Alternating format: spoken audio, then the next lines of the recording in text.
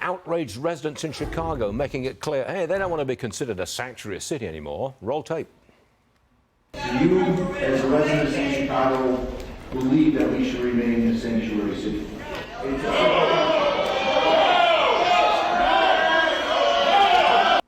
We have the ideal guest to address this situation. His name is Tom Homan, and he knows a lot about the border. My question is, Tom, if they did take away sanctuary city status in Chicago, what would that mean? Well, first of all, it means the city would be a lot safer.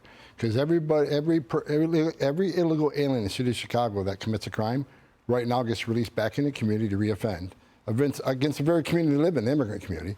So this will allow ICE to go into Cook County Jail, and those who are in the country legally, put a detainer on them, and when Cook County's done with them, arrest them and deport them. Not only remove them from the community so they can't reoffend, remove them from the country. So at the moment, but they are a sanctuary city, so ICE can't go get them. No, if you think about this, the local law enforcement locks them in a jail cell because they're obviously a public safety threat. That's why they lock them up. Yep. And ICE can't get access to the jail to talk to the person, even though he's in the country illegally. And again, remove him from the community and from the country so he can't reoffend.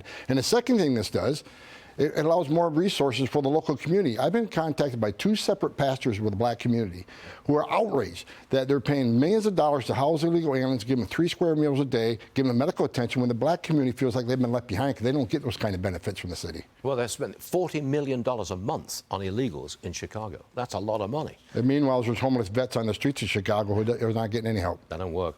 The migrant caravan, 7,000 strong, close to the southern border.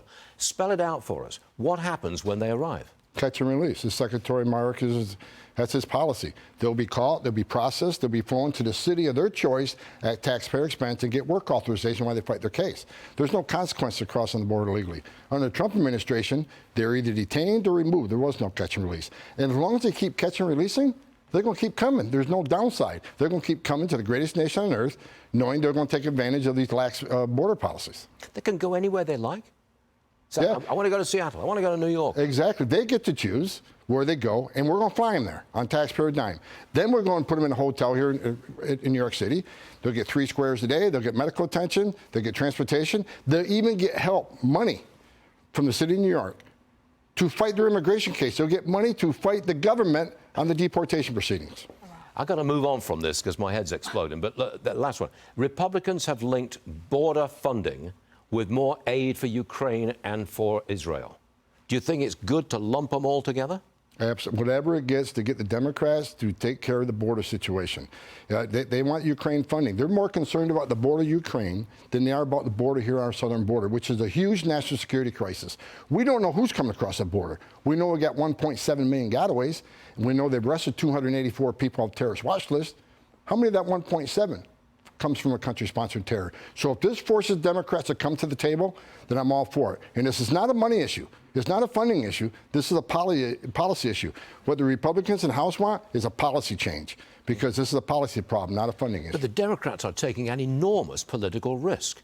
If there is a terrorist incident in the United States linked to a border crosser, an illegal border crosser, and they open the border, the political consequences for the Democrats are extraordinary. They're taking huge risk. I've been screaming about this for 2 years. The biggest concern I have on the southern border is the national security crisis. Why did 1.7 million people choose not to take advantage of the giveaway program? Turn yourselves in, get released, get flown to the city of your choice, get work authorization, and get money to fight your case. Why did 1.7 million people pay more to get away? Because they don't want to be vetted, they don't want to be fingerprinted. This should scare the hell out of every American. What a situation. Tom Homan, you spelled it out just right. Thank you very much indeed, Tom. We'll see you again soon. You got it?